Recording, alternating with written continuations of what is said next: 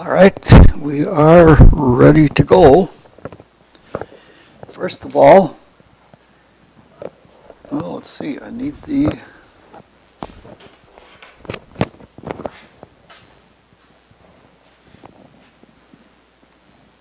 all right.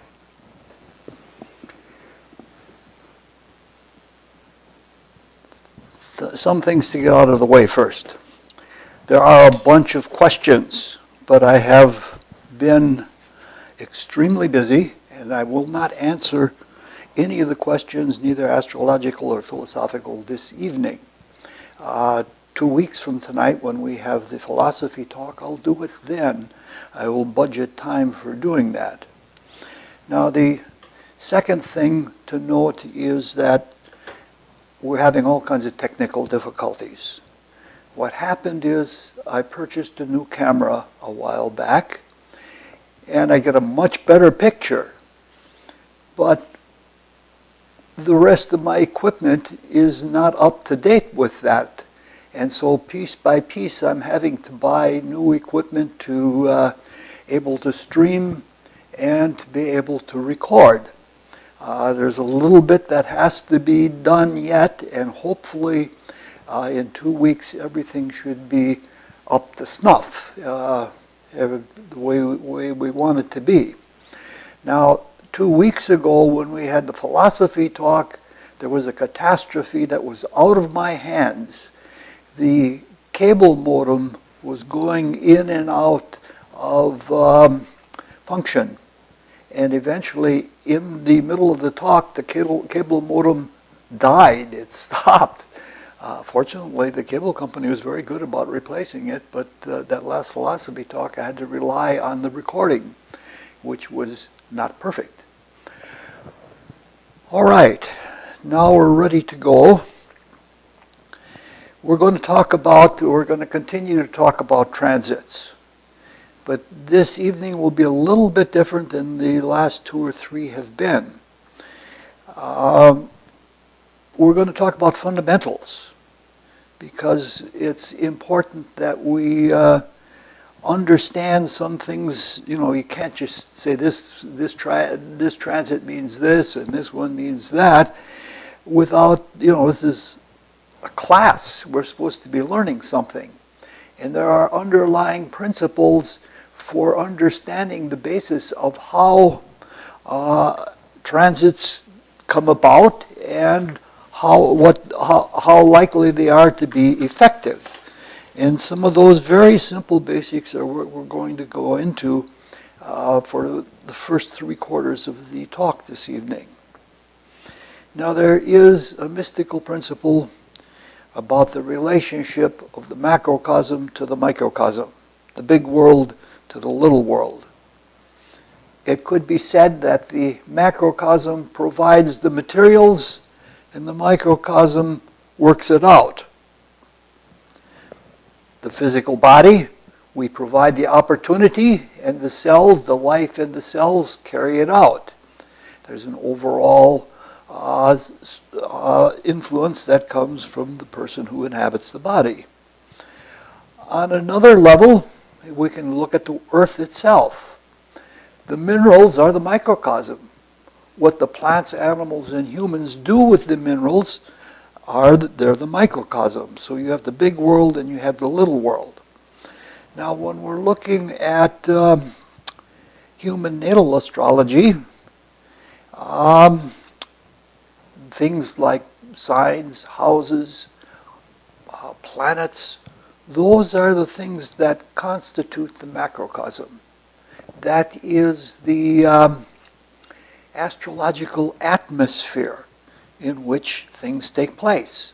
And it's like saying that the macrocosm provides the stuff that we need to be ourselves or to express ourselves, and then we take that stuff and we live it out. So, rebirth by rebirth, we're growing and we're developing and we're becoming. And at the same time, we're working out past actions. Most of us have a pretty heavy destiny from things that we've done or not done in the past. Sometimes we get opportunities to do new things and to be creative. That doesn't happen a lot. A lot of people are just living out their life without knowing how much how much that is the fact. Now, it's important when we look at this to understand something very fundamental about astrology that the general public does not understand. The general public believes we are what we are because of our horoscope.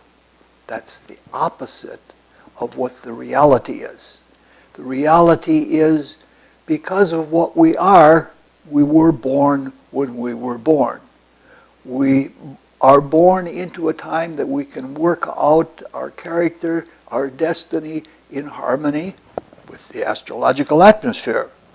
So we, in our lives, and the horoscopes that describe that life, those lives are the microcosms.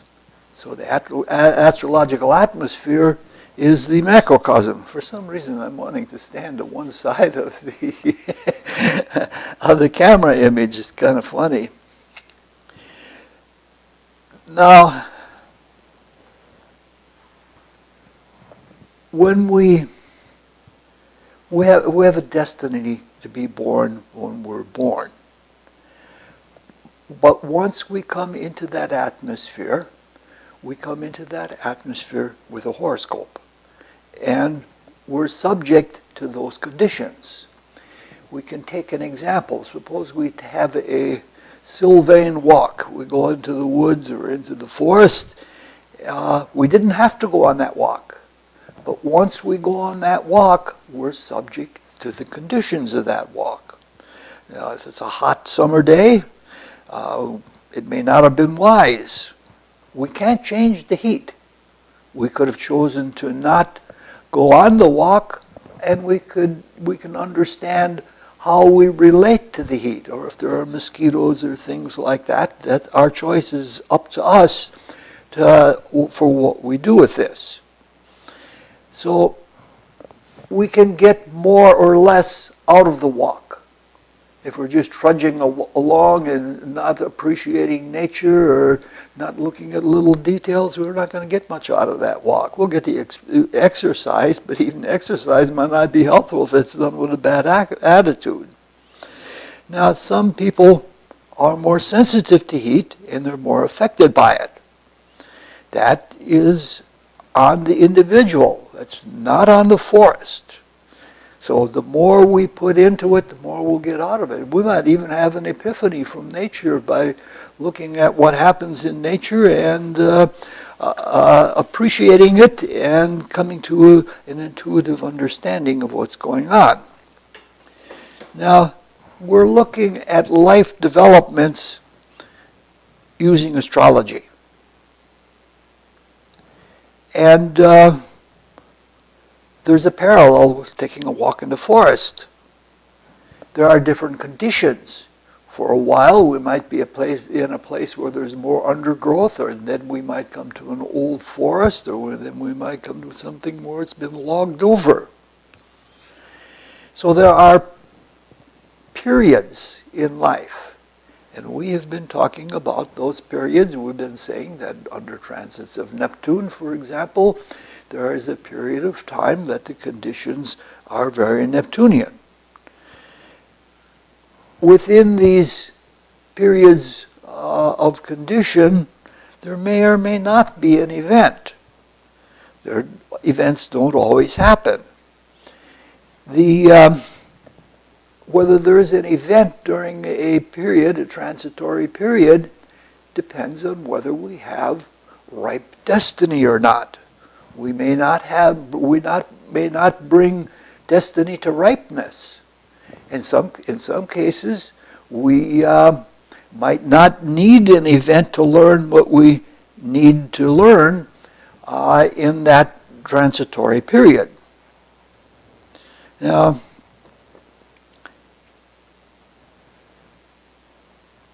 we can learn lessons without harsh events or even pleasant events. But sometimes a lesson or a creative activity does need a climax to be complete. But if there is no event, the atmosphere itself will still be itself, and the forest will still be itself, whether we have an epiphany or not. Now, it's important to keep in mind to avoid being caught in an astrologer's mindset. Astrologers look at the astrology only, and they don't look at the individual, what is happening with the individual, how the, what the experience is. And when we're looking at the astrological environment, the destiny environment is pretty complex. In fact, it's very complex. We saw that when we had Rick in here, and he talked about primary directions. We saw it was a really complicated matter. And you can get so much involved with that you miss the forest for the trees, so to speak. Now, in most cases, the correlations between astrology and the events in life are beyond doubt. But when from the study of astrology and we see these events and these correlations, they're only of the past. There is no guarantee that the conditions coming up in a short while are going to be as they were in the past. Past gives us an understanding, and if we can get the idea from the understanding, we have something to build on. But we can't say that everything is predictable according to the way things have happened before. It's surprising to me, and it's sad to me, that so many astrologers, they have amazing mathematical ability, and they develop all kinds of systems to see the astrology of events, and they spend all their time in the events without the meaning of the events. That's a difficult thing. It's important that we learn the lessons, and the lessons are important, and the timing of it is not so important. Sometimes there are medical crises and things like that. Then it's important to realize that you have to be vigilant about how you treat a certain condition in your life, overwork or something like that, because your life might depend on it. That's a valid use, but not all of astrology is used in that way. Now, one reason for bringing all this up is to clarify what we've been doing. We have been mentioning events in this talk. Hopefully, they have not been overemphasized or misunderstood. For example, this is going to come up twice tonight.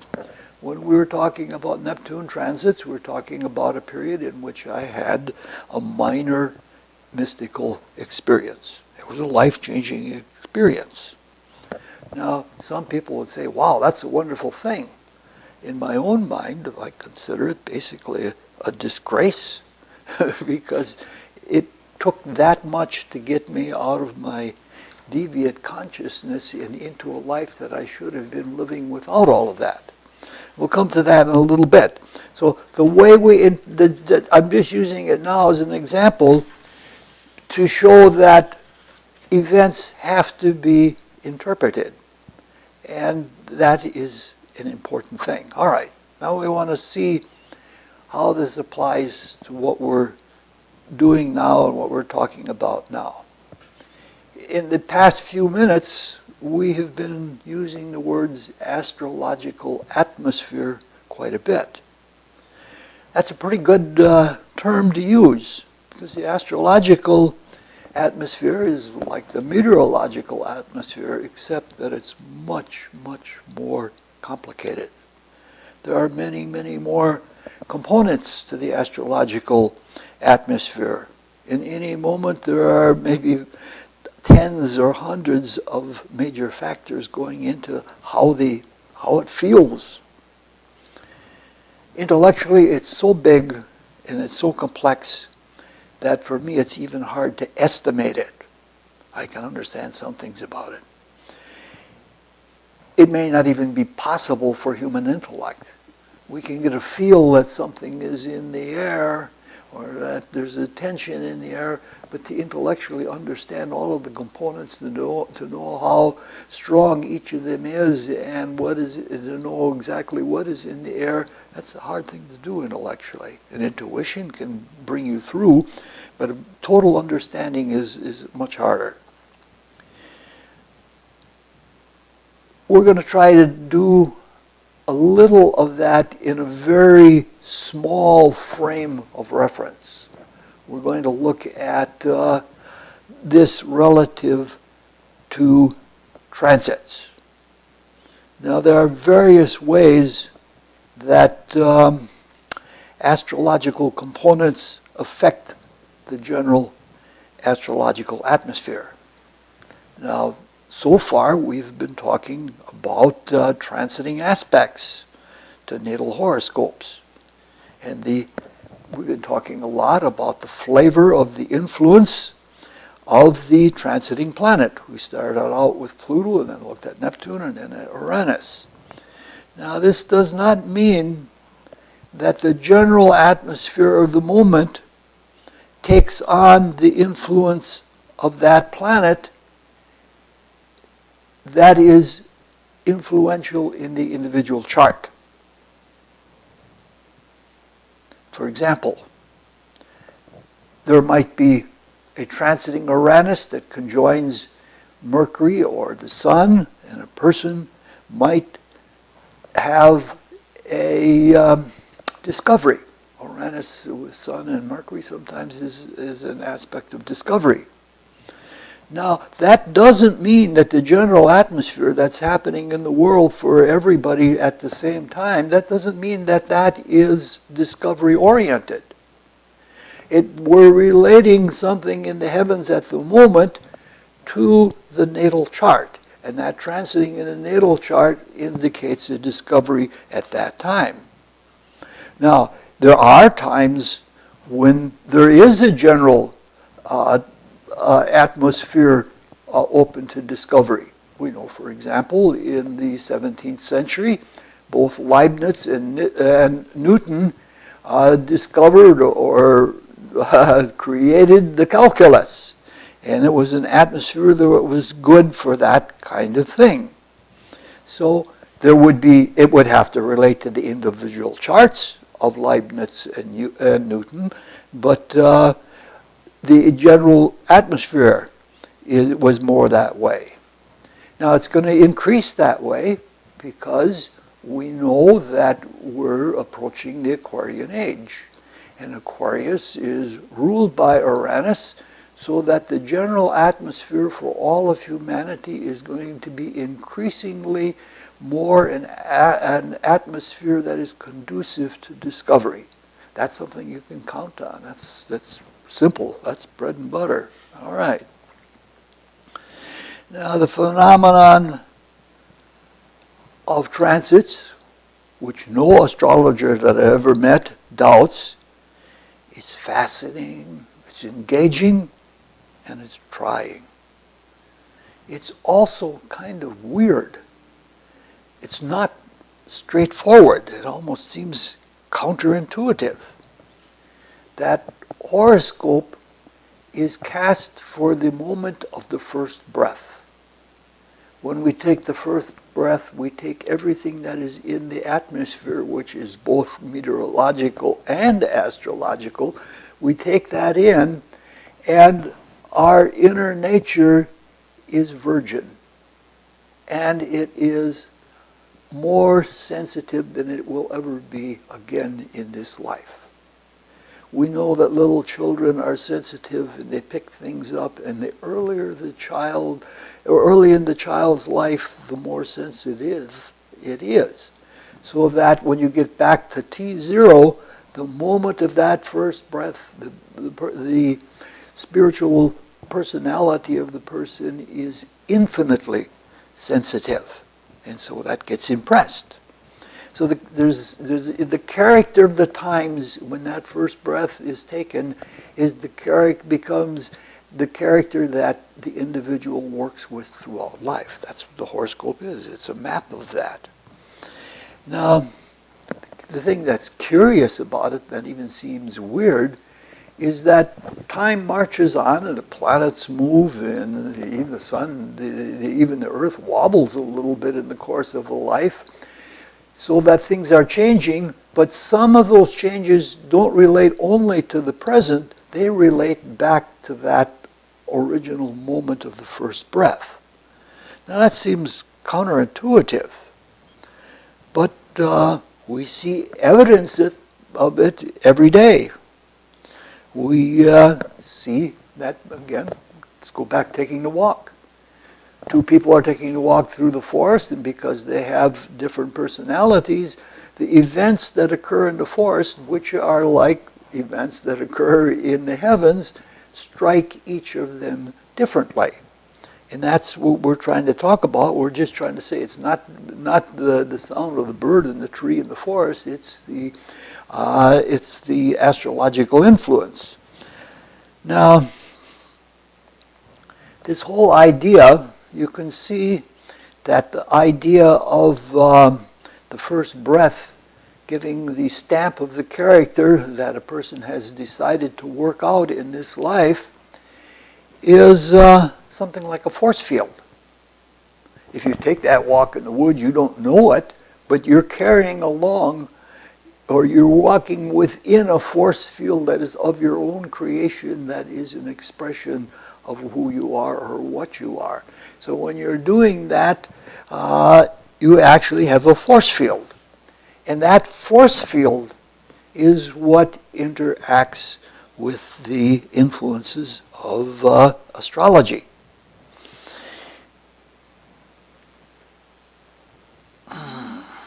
Now this idea of force fields applies macrocosmically as well as microcosmically. I'll try to give you an example so that you can understand it. One of the things that has fascinated astrologers for thousands of years are earthquakes. And astrologers try to figure out that what caused an earthquake. Because if you're a beginning astrologer and you take an earthquake like the one that happened in Turkey and Syria, I didn't go into looking at it because I'm way too busy, but you look at the heavens at the time of the earthquake and it doesn't look like a disaster that would claim the lives of many people. But astrologers have found that when an insignificant astronomical event occurs, it might be a conjunction of 2 or 3 very concentrated planets, and there might at that same time be an eclipse. When an event like that happens, it sets up a force field in the Earth.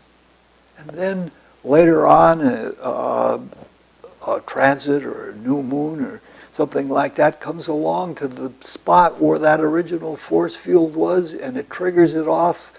And even though that moment doesn't look significant, the fact that that moment relates back to the moment of the astounding astronomical event, that then the event occurs. Now this is simple.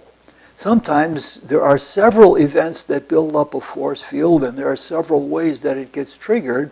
And in the same way that they like to predict like somebody's death or somebody's illness or something like that, astrologers love to figure out why events happened and try to understand the astrology of building up to the event. For example, the Krakatoa, that's when that entire volcanic island blew up. It's the largest geological event that we've had in 500, maybe a longer period of time. It was so much so that the event in Indonesia could be heard in California. And astrologers have worked that over again and again and again. And it's surprising that when you look back at it and say, yeah, that's not a coincidence. That happened, and then this related to that, and it's just amazing. So that I don't want to get too far into this, but this is an example of how a force field, like the force field that is the horoscope that we carry around with us, the Earth has the same kind of thing, and the idea, even though it seems counterintuitive at first, really is not. Okay, now I have a tiny bit of knowledge about how transits indicate periods of activity and of events in natal horoscopes. Now, we want to look at how transits contribute to the personal astrological atmosphere. And again, we'll have another excursion into something. But first we want to talk about some of those preliminary principles that we promised to do. The more transits that are active within a short orb or small orb at any given moment, the more significant that moment is. And if there is to be an event, the more likely an event. So like a naked single transit is not as likely to produce a high point or an intense moment of time unless suppose there are 2 or 3 other transits, even to other planets. The fact that there are 2 or 3 of them going on simultaneously indicates that it's a very much more intense period of time and much more likely to produce an event.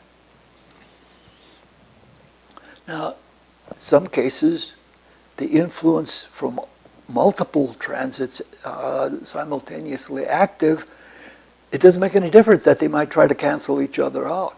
It could be like, suppose there's a Jupiter transit and a Saturn transit and a Pluto transit all at the same time.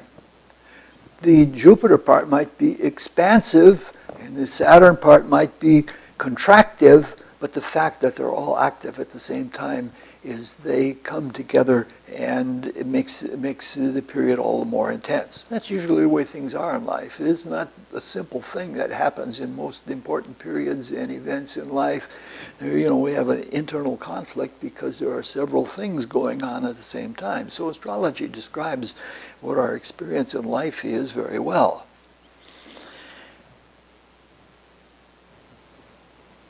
The significance of transits to a natal horoscope is relative to the significance of the planet that is being transited. That is to say, if a person has a weak Venus and there is a transit by Jupiter, that is not going to be as significant an event as if Venus had been a strong planet in a natal chart. You might call this a general rule for all of astrology. The general rule for all of astrology is that the natal horoscope takes precedence over all other factors when it comes to dynamic astrology.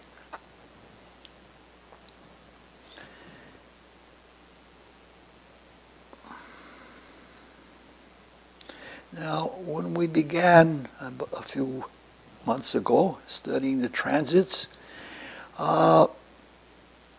we said that the potency of a transit depended on the exactness of the aspect. That is to say, suppose we have something like Neptune and it's transiting Venus. Let's use Venus again. There's a time when Neptune comes toward the exact conjunction of Venus and then it moves away. And what we're saying is that the more close it is to being exactly conjoined to Venus and exactly in line with it, the more potent the effect is going to be. You can say that a period of time is something that something builds up, and then it reaches its high point, and then it comes off. Different people have different ways of relating to those periods of ramping up and slowing down, but that the potency is relative or inverse, you should say, to the orb. So the larger the orb, the smaller the influence. The smaller the orb, the larger the influence. It's an inverse relationship. Now, then later on, we noticed that the transiting planet stays within that orb of influence a longer or shorter amount of time. Obviously, the longer one is under the influence of a planet, the more it's going to be influenced. This is why we began talking with the slow-moving planets. We began with Pluto, because Pluto moves the most slowly. And it hangs on longer. So we have two factors now. One is the exactness of the orbit, and the other is the duration. When the duration is longer, overall the effect is going to be greater. The faster the planets are, the more likely they are not going to be big influences. But now we're looking at Jupiter and Saturn, and compared to Uranus, Neptune, and Pluto, Jupiter and Saturn move considerably faster. So we would be prone to think that the transiting influence of Jupiter and Saturn would be less than that of Uranus, Neptune, and Pluto. In fact, it isn't. And that is because we have to look at another factor in all of this. Now, if all the planets were equal in their influence, that would be true. The slower ones would be much more influential than the faster ones. However, the effects of all planets are not equal. This is something Rick brought up also when he gave that talk where he gave us so much in such a short amount of time. And this is because we have differing evolutionary influence with regard to planetary influences. Uranus, Neptune, and Pluto are considered transcendent planets, and transcendental things are not easy for most people. Most people aren't even aware of them. And so the influences of them automatically has to be weaker because people cannot relate to them. In fact, there is an evolution that in the planets that for some people or some beings, they relate only to Saturn and the Moon and Mars, basically. But all right, so the transcendental planets have that quality of being slow and of forming exact aspects. But Saturn and Jupiter are called fundamentals. All of the other planets, than the three that we've talked about, Venus and Mercury and Sun and even Moon, are considered fundamentals. They're considered basics. And everybody relates to them. Everybody can relate to hatred or to selfishness, which is Saturn. That doesn't mean there isn't a higher side to Saturn, but Saturn is something that everyone can relate to, and most people don't relate to Saturn very well. So what we're trying to say is that even though Saturn and Jupiter move more swiftly, their influence is at least as strong as the octave planets, Uranus, Neptune, and Pluto, because they are more fundamental and basic to human character. All right, we've got that a little bit cleared up. Now, what we're talking about when we're saying these things, the strength of influence and things like that, What we're talking about is what is called psychometry. And psychometry is the measurement of psychological experience. Astrologers do it all the time. We can look at a person, we can judge whether a person is likely to be depressed or whether they're likely to be upbeat. It's just a very general thing, but you're measuring. That's relatively simple. Anybody can do that.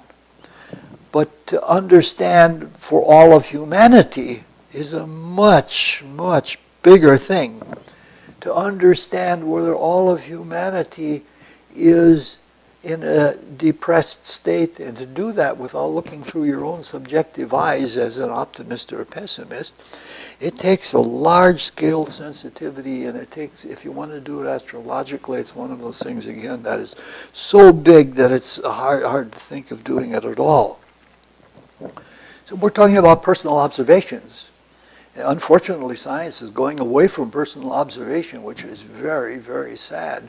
We have measurements, we have devices that can measure 1 photon of light, but we don't have people that are evolving more and more their ability to see light in themselves, because direct perceptive experience is extremely important for our evolution. Because we only get a short amount of time here on Earth to gain that, and our ability to have clear objective understanding in the higher spiritual worlds depends to a large extent on our ability to see things clearly, objectively, and as they are right now. So we're talking about personal observations, and that's important.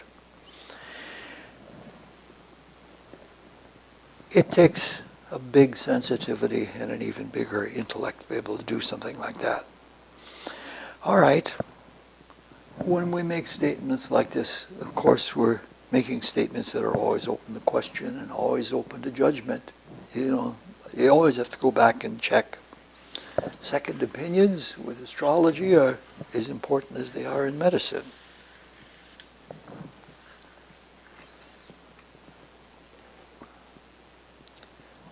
Now, even in the natal horoscope, the exactness of the orb of an aspect is the major factor in determining the intensity of that aspect. In dynamic astrology, especially in transits, we have added duration of time that it's an orb as another factor. Usually the longer the period of orb, the greater the effect. When it comes to Saturn and Jupiter, we have to take another factor into account, and that is frequency of occurrence. Oh, what's happening? Excuse me. I just got a signal from some kind of device, and I don't know what it is. Hopefully this is all going to work out and it will be fine. But these days I'm going through a very hard technical period. Now,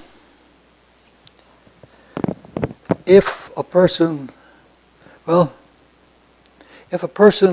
lives past 85 years, they have the possibility of having a repeat of an Uranus aspect, because Uranus goes once around the zodiac in 85 years, and in that time it will have transited every planet in your horoscope.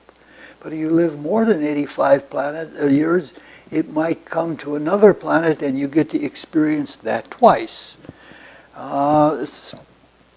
Very few people have that. Right now, my age, the age of my body is 84 years, and I'm experiencing an Uranus return. And my Uranus is involved with all kinds of difficult aspects. And Uranus rules technicality. And so we look at my technical setup here, and we can see that I am indeed experiencing all kinds of Uranian experiences.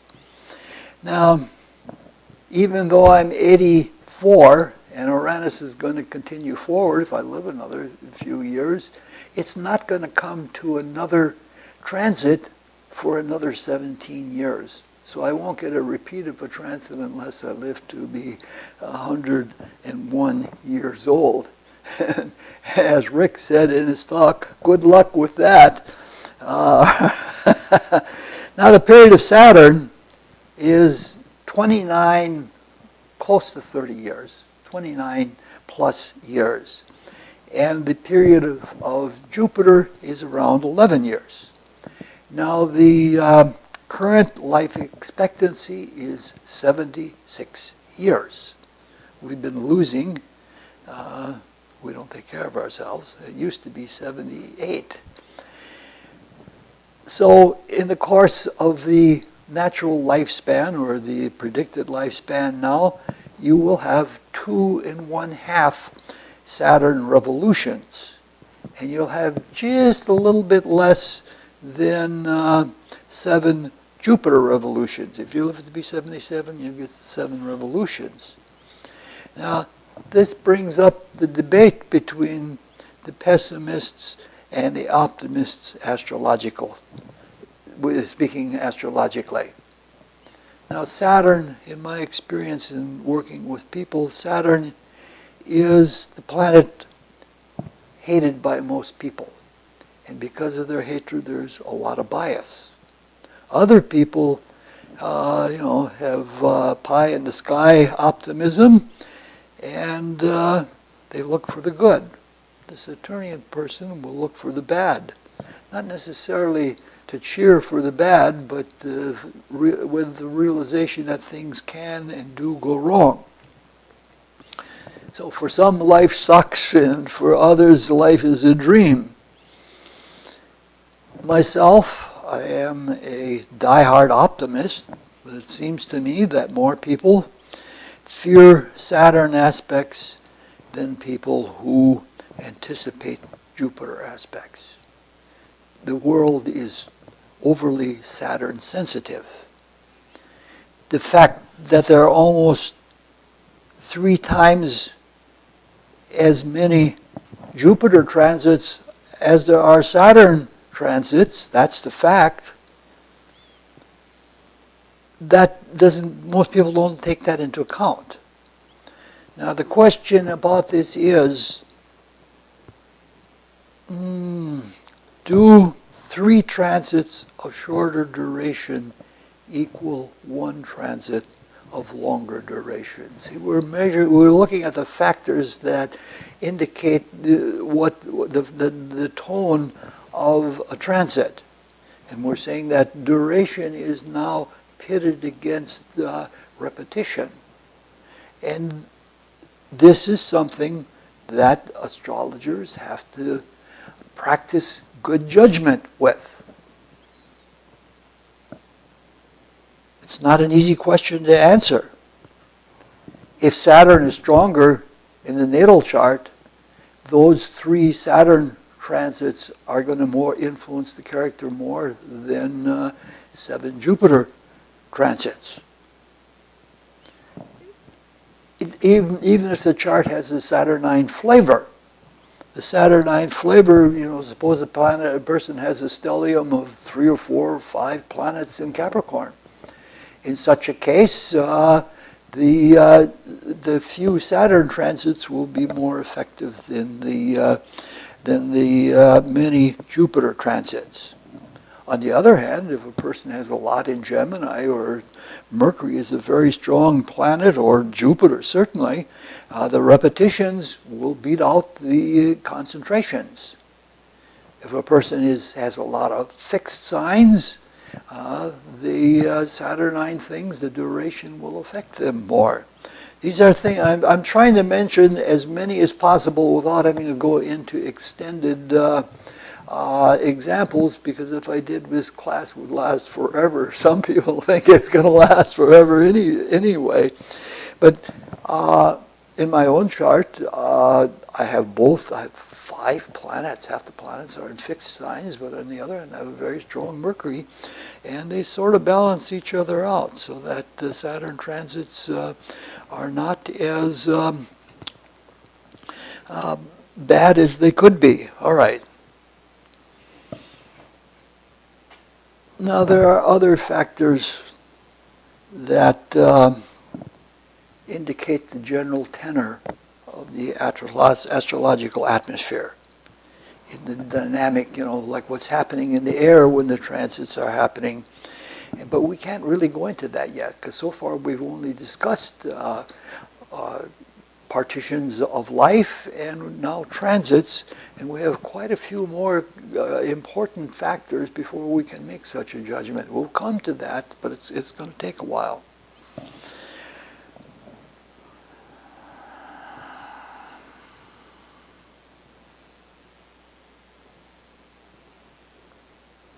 This finally brings us now to the topic for this evening, which are the transits of Saturn and Jupiter. And let's begin to, I'm going to move to the computer now.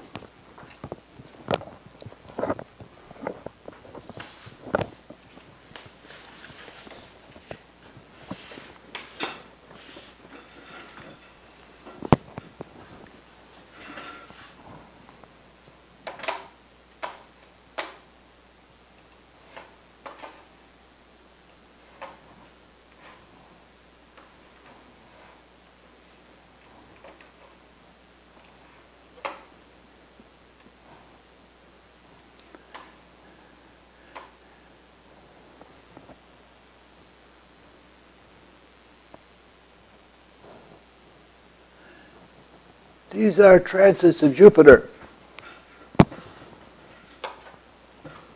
You can see there's quite a few of them.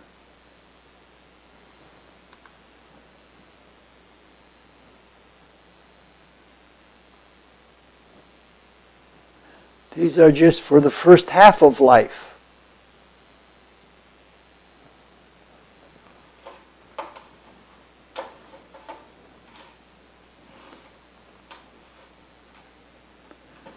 These are for the second half of life. So you can see that, again, you can see that there's quite a few of them.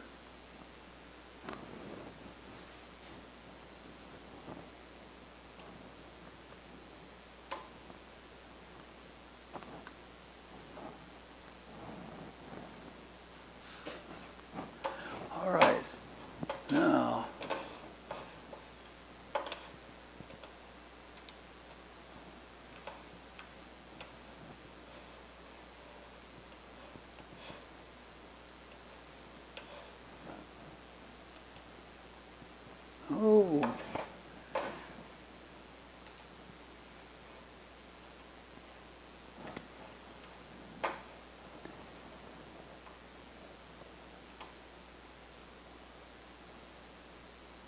These are the Saturn transits. This is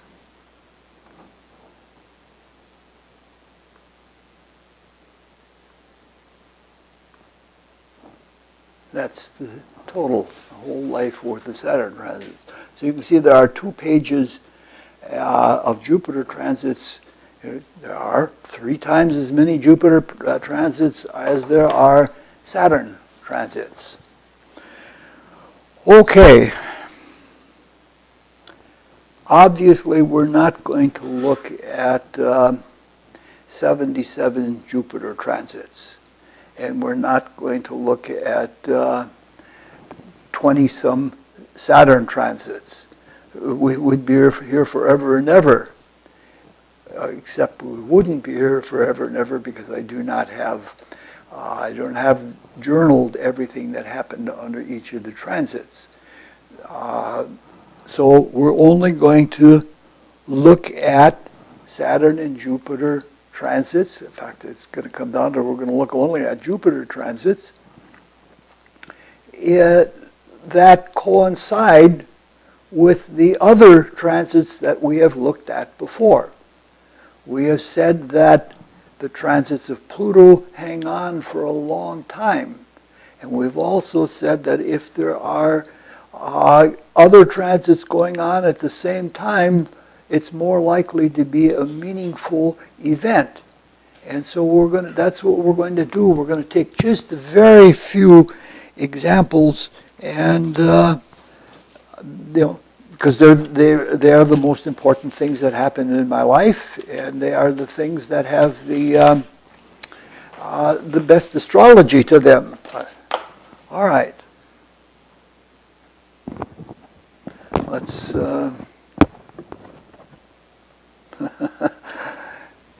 I have more technical things available to me now than I know how to handle here.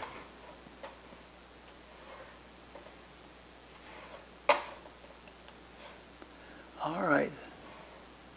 This is, let me see here.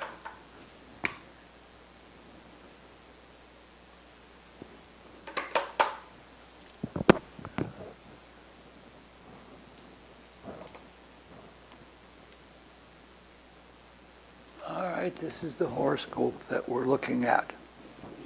In this horoscope, Saturn is the weakest planet. It is in Aries, which is its fall, and it forms only one aspect, which is a weak opposition to Mars, and Mars is in its detriment. And Saturn rules the fifth house, ruling Capricorn, and it's in the seventh house. I have a failed marriage, and I had no children. Jupiter is in Aquarius, and it forms a reasonably strong square with Mercury. And it's also roughly square to Uranus, which is that speculation that we run into all the time. So we can see that Jupiter is stronger than Saturn. And as I mentioned earlier, I'm very much an optimistic person. I can't remember the last time I had a depressed period in life. I think I had one where my marriage was breaking up, my mother was dying of cancer, and I was robbed twice and had a minor automobile accident that was not my own fault. And I was depressed a little bit at that time. That's about 40 years ago. So we can see this is very definitely a Jupiterian person. Now what we're going to do is extremely brief, and it's going to be extremely fast. When we looked at the transits of Uranus, Neptune, and Pluto, we noted that two events in childhood and youth affected health and the attitude throughout life. The first one was around age 7. Now, let's see.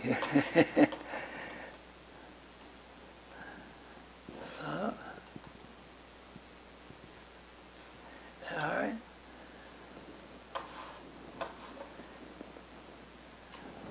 So when we look at age 7, we find that is when Neptune transited Mars.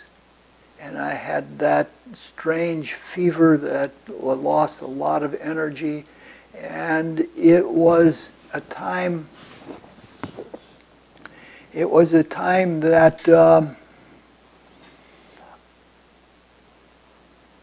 the doctors misdiagnosed. I had a terrible, terrible fever, and I was in the hospital, and they were going to take my appendix out, and they thought it was appendicitis. But they misdiagnosed, and they found out that I had pneumonia. Now, if we look, let's see if we can find it here.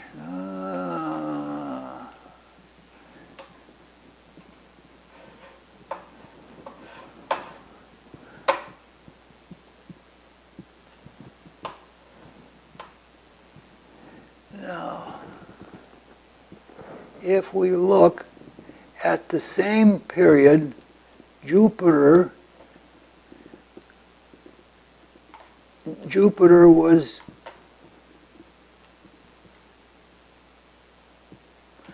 around Neptune and the ascendant. The ascendant indicates the physical body. So this indicates that there were two transits active at the same time, and that means something significant. The fact that Jupiter conjoined Neptune is a oversight. They never checked for pneumonia. And so we can see that the condition was such that it went misdiagnosed, and it cost me a lot of energy for the rest of my life. All right. If we look at the Saturn aspects at the time, there were no Saturn aspects. So this was all Jupiter. This was overlooking things, being overconfident that they knew what was going on when they didn't. Now the other event, which occurred in my teens, when I was about 15 years old, we do not have time to go into it now, and I want to go into it at another time because I want to show the coincidence of how progressions and directions and transits sometimes point to the same event, only each one of them tells a different story. What we're looking at right now, we're seeing that the transit of Jupiter is adding to the story of the transit of Neptune. Now,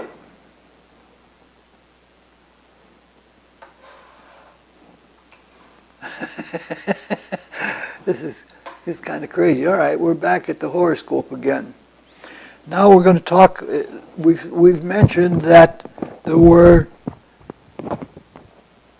two times in my life that there was for spiritual advancement. One, we have the sun here in Scorpio. And when Neptune came over it, is a time that I had the mystical experience.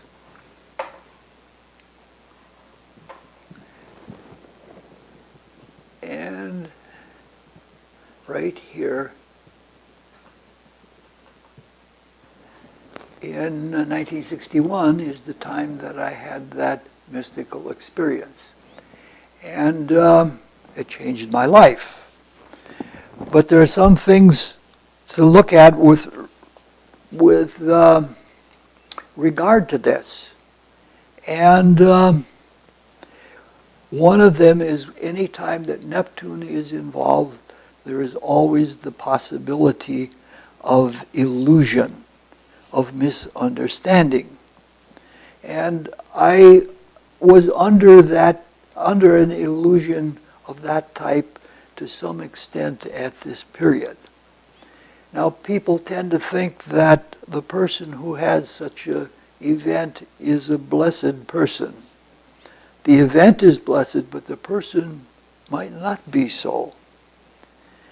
It can be considered, and it is considered by me, a disgrace. It took something that dramatic to bring me to a life that should have happened by in the natural course of things. So there's a misunderstanding there. Now, there were no Saturn or Jupiter transits at the time of this event. And because of that, the illusion was much more likely.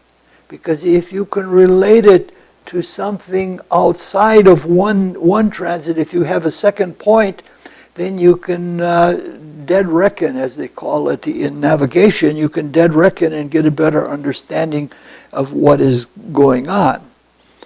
Now, Well, another illusion about this is that this illusion I didn't fall for. I did think that I was a blessed person at first, but it was only years later when I came to my senses, saying, my goodness, you were that bad that you had to have that kind of a thing to wake you up. The other kind of illusion is that these events are important in themselves. The reality is that they are only beginnings. Now, people have much more powerful conversion experiences. I was an atheist, and this converted me from atheism to being a believer, especially it directed me toward mysticism. But a lot of people have conversion events all the time. There are people that hold religions that are based on it. They have tent meetings, or they have large stadia where people come and they have a conversion experience. And the conversion experience is only the beginning. It is what follows afterwards. And so for some people, they're converted, but a week or so later, they're starting to lapse back into their behavior prior to the conversion. And so this is the beginning, and it is important to realize that when you have a mystical experience, that the important thing is what you build out of it. Not priding yourself in having had the experience and not dwelling on that, but doing something with it. You know, an event is only an event. What transpires out of that event is what is important. Now, the other event, which was Neptunian, the other event was when Pluto came to my Neptune and ascended. Do I have Pluto here? No. Yes, here's the Pluto transits.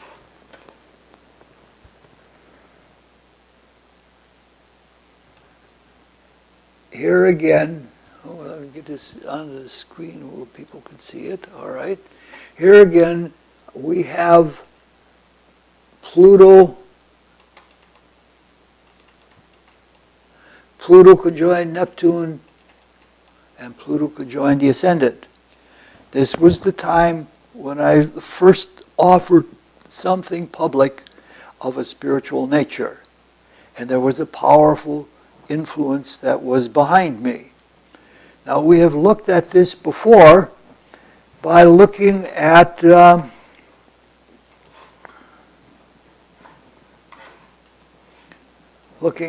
Neptune transits. Now, Mercury is by far the strongest planet in this horoscope. And if we look at the Neptune transits, at this time, Mercury was transited by Neptune. Now, when we looked at the Pluto transits and when we looked at the Neptune transits, we said that this was very, very important. The fact that there were two aspects at the same time magnified the importance and showed different dimensions to it. This was the beginning of a career of offering classes and offering talks, giving lessons and giving counseling. All of that was commenced with one event at the time when Pluto was at the ascendant with Neptune in the natal chart, and Neptune was transiting to Mercury. Now, I'm going to just start canning some of these because we're not going to need them. Now, if we look at Jupiter at the same time,